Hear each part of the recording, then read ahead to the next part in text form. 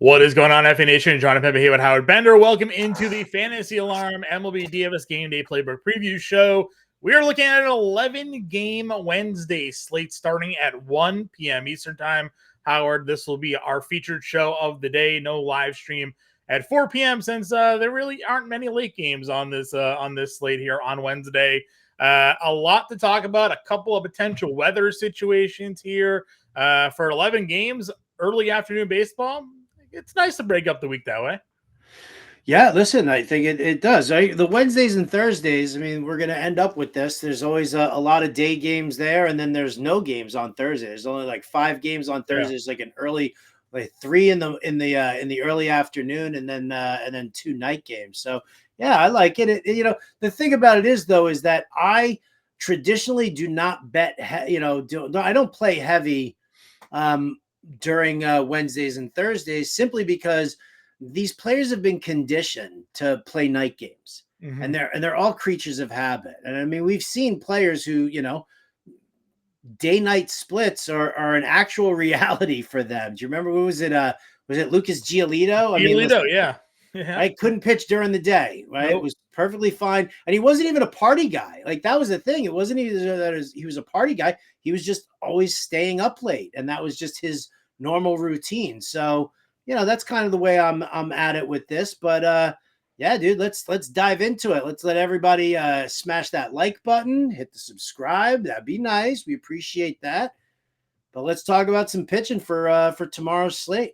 Yeah, 11 games, so plenty of options for us to go over here. So pitching up at top, Tarek Skubal is $10,000 at home against the Texas Rangers. We got Freddie Peralta here at home against the San Diego Padres at 93. Brady Singer, after having his start pushed back a day due to rain, $9,200, still gets the White Sox, though. Marcus Stroman there against Toronto, maybe a little revenge narrative game there for Stroman, pitching for the Yankees now. Gossman on the other side of that matchup at $9K for whatever reason, going up against the Yankees. Don't think we'll be paying $9K for Gossman on this slate. I'll tell you that much. I don't think I mean, listen, here's the problem. I don't like the matchup for Skubal. I mean, I like the pitcher. He's phenomenal. He's a great pitcher, great strikeout numbers there. But now you're going up against the Texas lineup that is a rock solid lineup that's hitting lefties fairly well. Yeah. Freddie Peralta against the Padres, I do have some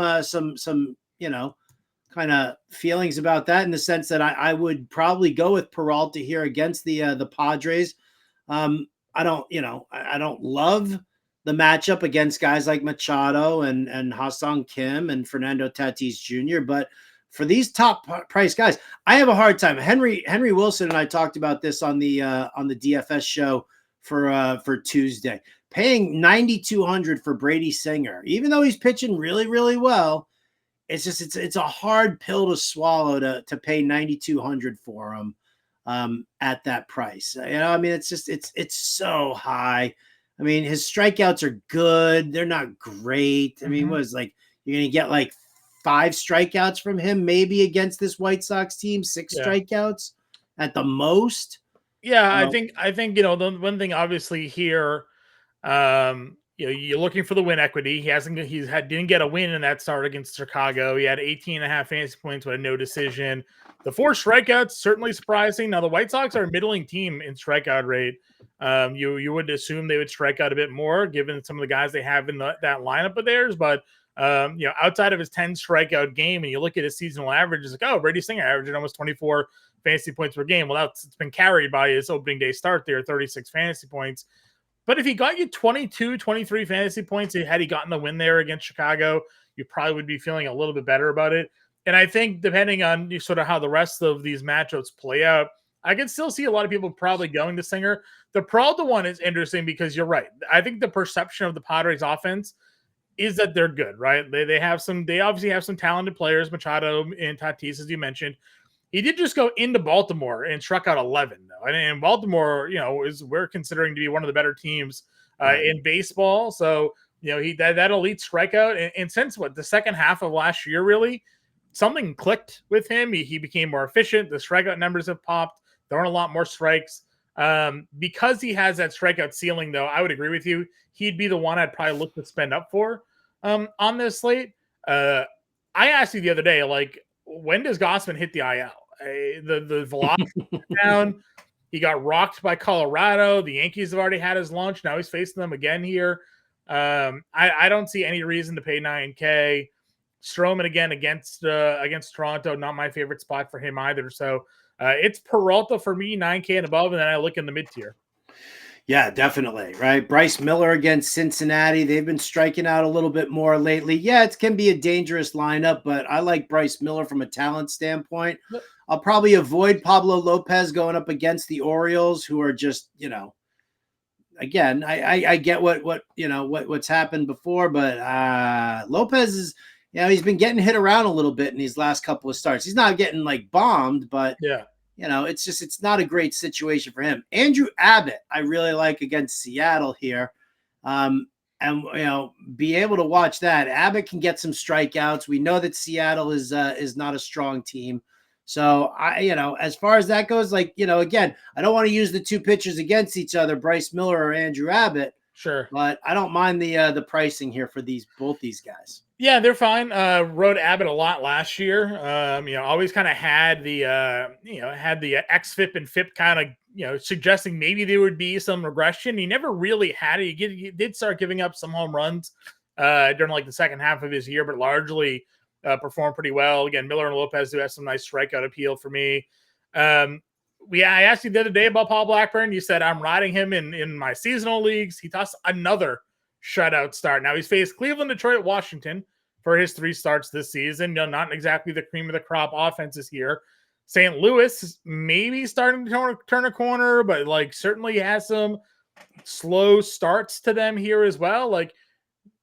Do the wheels fall off for Paul Blackburn, or is he just a plug at $7,600 now? I mean, I feel like he's definitely usable at 7,600. I'm not gonna rave about this guy. I mean, he's pitching well. He's faced some really soft lineups. And again, you can get away with it against St. Louis. Maybe you luck out and Nolan Arenado gets a day off. I was gonna say, yeah. I mean, there's Arenado and there's Goldschmidt, but the rest of that lineup is just absolutely atrocious. I just did that fantasy baseball stock watch talking about where Jordan Walker hitting 188. Victor Scott can't hit his way out of a paper bag. Right. So they got some serious problems there. So Blackburn, especially against Matz, and even though Matz is facing Oakland, I hate Steven Matz. So I feel like Blackburn is definitely usable over here. You're gonna laugh, but the other guy who I think is kind of usable here is Dane Dunning as well. Okay. The Blackburn thing, again, he hasn't given up an earned run, but his expected ERA is still 2.28. So still pitching pretty damn well down there. The Dunning one is interesting because we went back and forth on him a lot last year, and then he had a crazy run of strikeouts. I'm like, where did the strikeouts come from Dane Dunning? Because he wasn't a strikeout guy to start the year. Begins 2 starts this year, going over 6 innings, 7 strikeouts, only 3 against Houston. Again, a tougher team. I'm kind of with you. I think I'd be willing to roll the dice here. Love that he's got 93 and 97 pitches. He's going to give up probably some runs, but he's faced better offenses than Detroit is. So, I definitely think the win equity could be there for him. He's going up against Skubal, but still, I'm kind of with you. I think $7,100 is a good play there for Dunning. What are your thoughts on King here? Had one lights out start against San Francisco. It's been okay, but I love that the pitch count 94, 96 the last 2 games here. Any interest for Michael King? There's probably a little bit of interest here. I got to see what Milwaukee's doing right now without Christian Yelich, because taking him out of that lineup dramatically changes, excuse me, the way things look. You've got younger guys in there who are a little bit more anxious, who could be more prone to the strikeouts. Rhys Hoskins is kind of a hit or miss kind of guy at times. So listen, I don't hate King. I like Dunning a little bit more only because I know that Detroit has like a 280 WOBA against right-handed pitching, and they're striking out like 25% of the time. But I don't hate the King play here. Yep, I'm in agreement with you there. I would still give Matz a courtesy look just because he's $6,700. Toss 5 shutout against Miami at 18 fantasy points. if you get this start from him here again against Oakland at $6,700, more than paying off the price tag. So I would still give Matt a little bit of a peek there. Wouldn't be interested in playing anybody else. Not playing Bailey Falter, not playing France unless Landon Knack. Yeah. Come on, man. $6,500 facing the Washington Nationals. You're not expecting big strikeouts, but if I can get 5 innings from Knack, I know that the Dodgers will take that lead. I feel like there's the possibility of some win equity there going up against Jake Irvin. I feel like Knack could be just a sneaky little play. Yeah, I think I could see people gravitating to him just because the Dodgers are going to be big favorites. I just don't like pitching anybody against Washington. We said it the other day with Glass now, like they just don't strike out. They put a lot of balls in play. Some days the batter's luck goes their way and they go ahead and hit and get runs, and they did that against Glass now. I don't know. Knack could be on a shorter leash. He could be on a pitch count.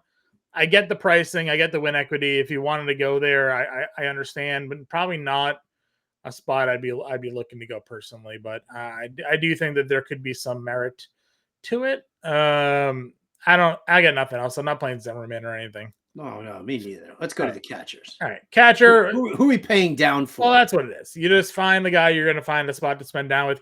It's a day game, so there is a good chance that a lot of the backups find their way into a lineup here. So when the official lineups come out, you can certainly take a peek.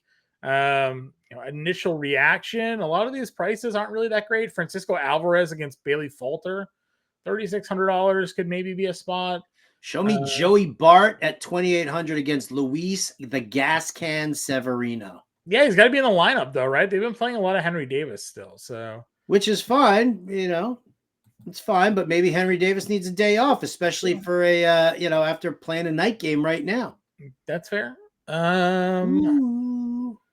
Let's see, Alvarez. I mean, there's when you're looking down here at the bottom, you can't use Trump because he's actually playing today, right? Which means that you'll see DRNO on Wednesday.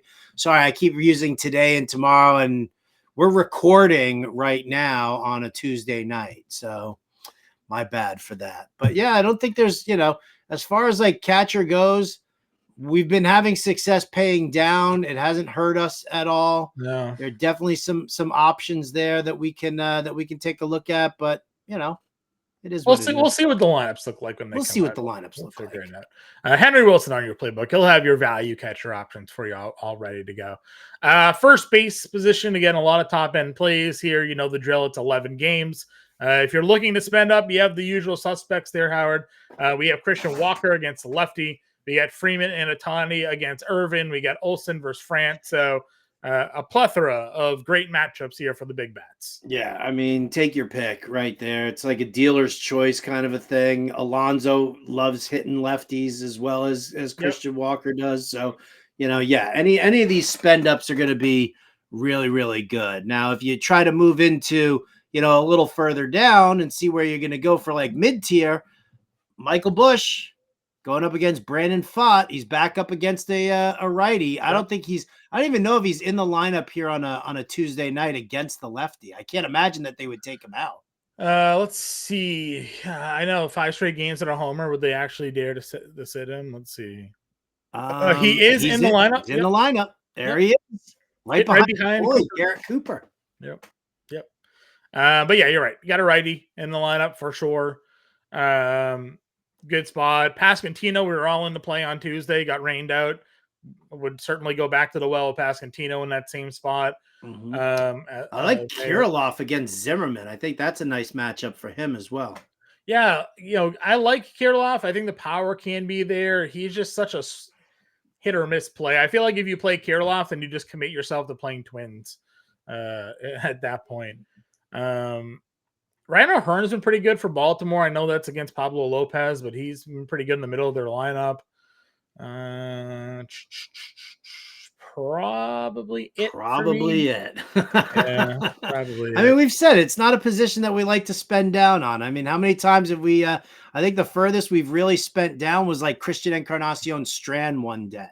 Yeah. Well, I always say Lamonte Wade. he's usually like $3,400. Like Lamonte Wade can play first. Just plug him in. Can we talk about the Giants' strikeouts, by the way? In terms They of got punched out. They got punched out 10 times against Edward Cabrera. Yeah. Right. And then today or Tuesday, Ryan Weathers punched out another 10. Wow. I didn't think Ryan Weathers had that in him. I didn't think Ryan Weathers had that in him. I don't think that the Giants are on this this daytime slate for us here, but they're not. But think about that prop. Think about that prop. I wonder what those props are going to look like tomorrow. Who's pitching against the Giants? Are they still against Miami tomorrow? Or today, I guess, as we talk about it. Don't know. Yeah. No, Puck got scratched. Right? Oh yeah. No, Puck got scratched 2 days ago. Now he's supposed to be pitching on Wednesday here. Yeah, I'm not investing there. Okay. Never mind. Well, good thing it's a 12. It's a good thing it's a noon game and it's not on this slate. Never mind. All right, second base here. You got Mookie Betts, $6,400. You got Ketel Marte versus lefty in Wicks. I like Wicks as a prospect. I don't know if this is the right spot to go there. Semien gets Skubal, tough matchup. Depending on what you believe in Max Fried, obviously Altuve 54. Let's see. Where do you go after that? About Geloff against Steven Matz. I don't mind that. And you know what? Maybe. Listen, Gleyber Torres against Kevin Gausman. Maybe. Sure. If you don't believe in Gausman. Yeah. If Gausman's still trash, Gleyber's pretty interesting.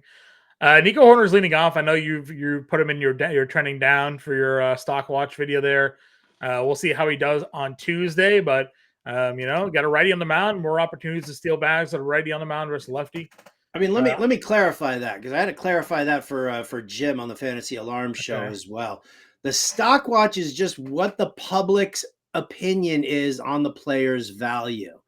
And Nico Horner has not stolen a single base yet. And he's only made 2 stolen base attempts. He's been caught twice. He's batting .207. It looks like crap. And the people who took Nico Horner took him for the stolen bases. They're all down on him right now. So I put him on the downward trend there as a faller in value, but I also cited that he is definitely a buy low candidate, right? Because there's no way he's not going to steal bags. There's no way he's not going to. So. That's fair. I agree. But already on the mound, opportunities for him to steal. I always say Terang. I do like Bryce Terang there. Jackson Holiday will eventually get going, Howard. I promise you. Probably. I like the value play of Ji Hwan Bae, who just got activated off of the IL. Lefty bat facing Severino at 3,200. I gotta tell you, I don't mind that. I think they get him some playing time tomorrow or on Wednesday. I can see it. I can see it happen there. My guy Kevin Biggio is 32 against Stroman. He'll in the middle of the lineup, but righty on the mound. Are you still on Colt Keith here?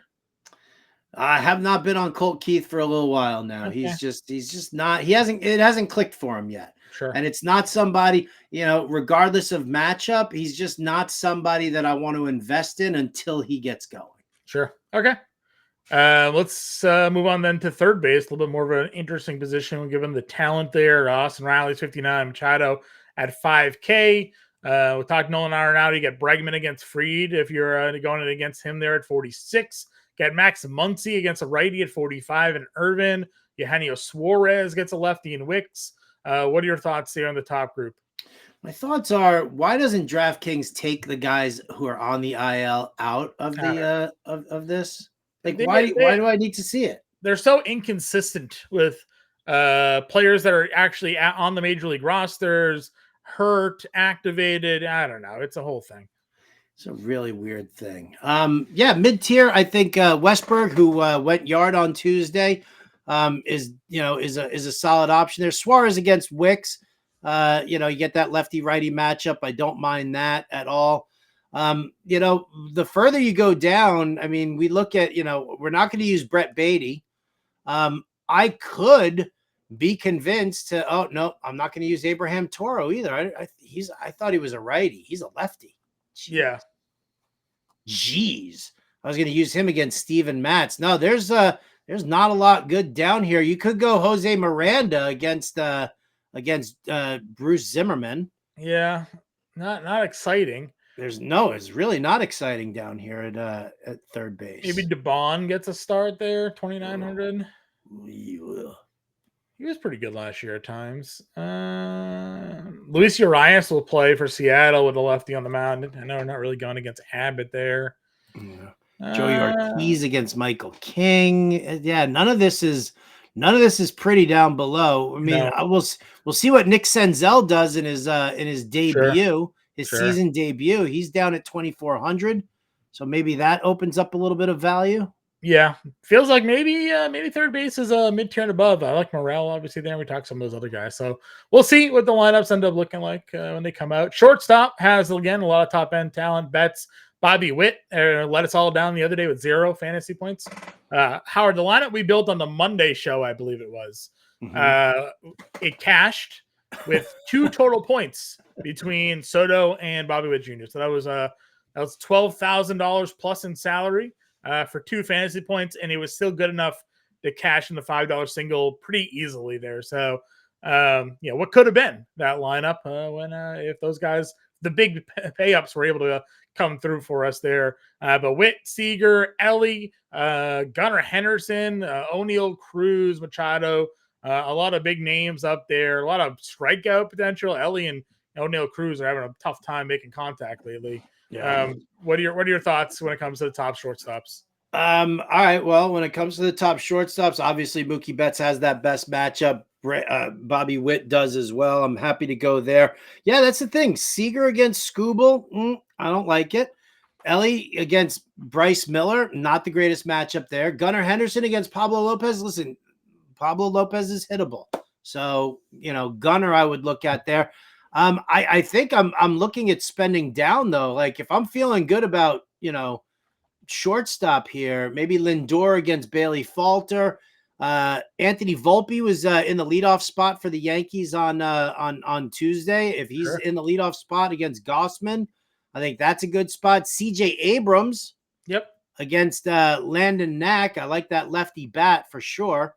I think that's good. Like that, this is the area where I'm living in for shortstop today. You got Blaze against the lefty. You got Blaze against the lefty. That's always a nice spot as well. Yeah. Let's see here. I always go back to Mason Wynn. 3 straight 2-hit games. We'll see what happens on Tuesday night here, but $2,800 for him, still pretty cheap. But we're using Blackburn. Well, maybe. I mean, I guess so. I guess we're going to use that. I was just waiting for you to start popping names in there. That's it. All right, outfield. Well, who's this kid, Alika Williams, by the way, who got the start? For Pittsburgh. For Pittsburgh, are they gonna put him into that, like, the rotation? Like, I think he's playing today because O'Neill Cruz is out, right? But do they turn around? O'Neill Cruz is in the lineup. Oh, he is in the lineup. Yeah, that's right. Oh, he's playing second base. So there you go. So again, if Alika Williams pops in, listen, I'm not saying he's the be all end all. Again, this is targeting against Luis Severino. Sure. Yeah, hit 9th, but he's 2,400. Get the wraparound potential there if that lineup gets anything going, and maybe he moves up in that spot. Outfield, again, a lot of top end plays. Acuna, Ohtani, Judge, Soto, Jordan. You know the drill. Find the right matchup, plug them in, move forward. Got any notables here for you though, Howard? Any notables? Yeah, like matchups that you're liking specifically? Well, Yankees against Gossman for sure. But yeah, that's probably for this high end here. I mean, Acuna against France, but it would be Ohtani's fine against Irvin.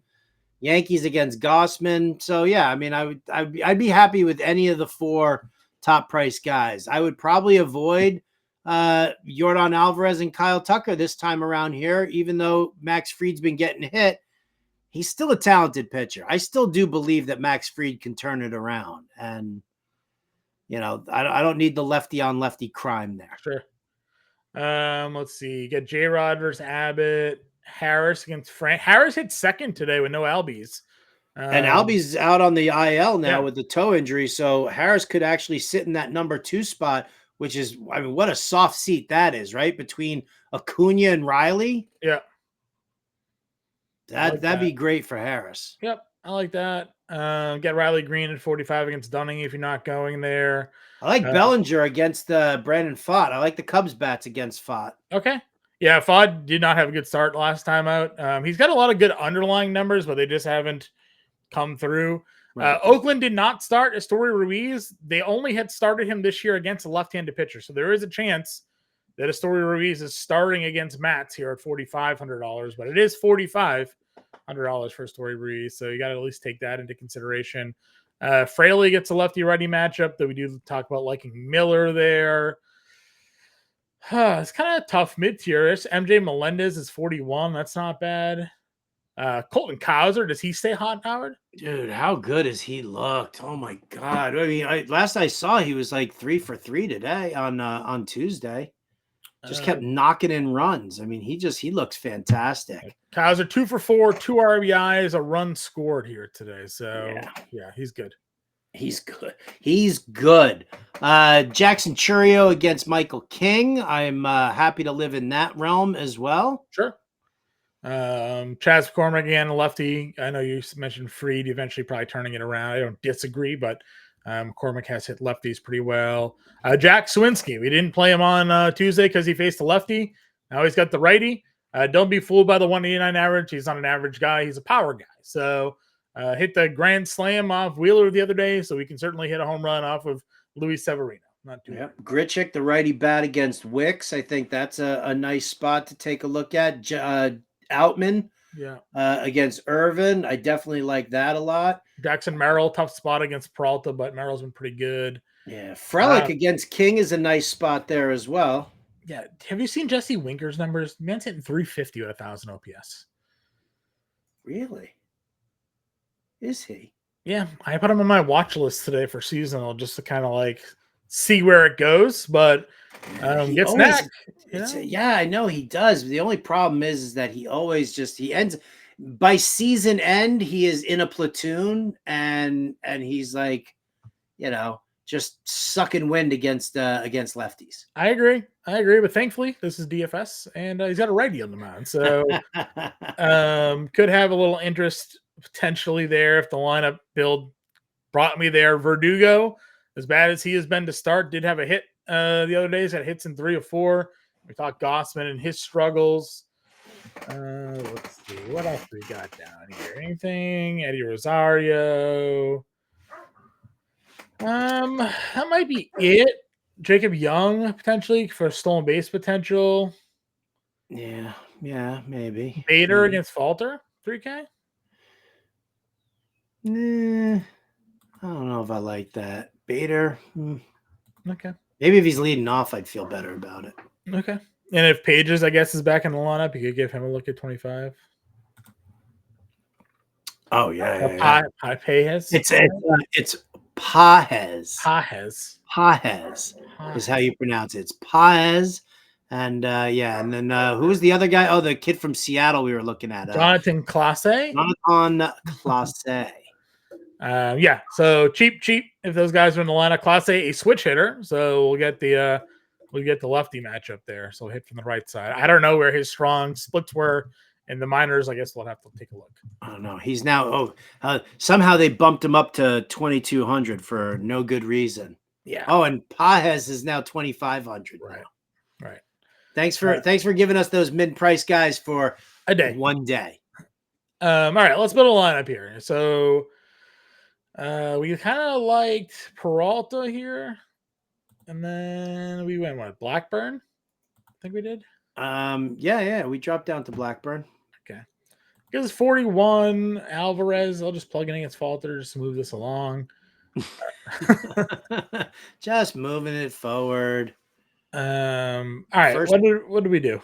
I mean, all right. So first base, you just got to pick your favorite here, and if we're gonna go with Francisco Alvarez, let's get some Mets in there against Bailey Falter. All right. Alonso and Alvarez are in. Second base. Where do we have our value on this slate? I feel like we had a couple of guys who maybe were taking a peek at here. Is Luis Garcia the lefty? I like Luis Garcia here against Knack. Do you? Okay. Yeah. Go for it. 2,900. Give us some value. Go Third for it. base. You big Nationals fan, you. I mean, listen, I nearly took down a GPP last year playing the Nationals against Aaron Nola at like 1%. Because again, they don't strike out. Just put the ball in play. Third base was a position we didn't love entirely. We did not love it at all. Got Morel against Font, Muncy against Irvin. Oh yeah. Let's get Morel in there. Why not? Morel at 42. Shortstop Abrams. Oh yeah, there's your Nat stack right there, baby. Alexander. What do you think? Abrams, Alexander. I mean, Alexander, how much cheaper is he? Let me hold on. I'll zoom this in for you. He is $1,000. All right, so put Blaze Alexander in there. We'll save ourselves $1,000 and see what we can. We got 4,500 a player for the outfield, so we can spend up for one guy. Yeah, definitely spend up on somebody here. Now the question is who's your favorite of the big boys? Ohtani versus Irvin. All right, let's go Ohtani versus Irvin, and let's get Pajes in there because he's still super cheap. And that gives us 4,800 for another outfielder. 4,800 for an outfielder.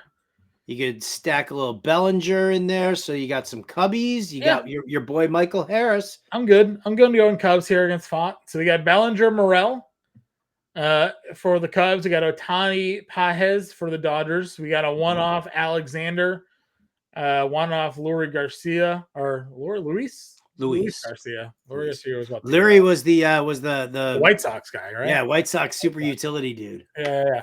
And then we got the Mets stack going with Peralta and Blackburn there, everybody. So $100 left over. Example lineup for everybody. You can find us in the Discord and get us on Twitter as well. All handles are there.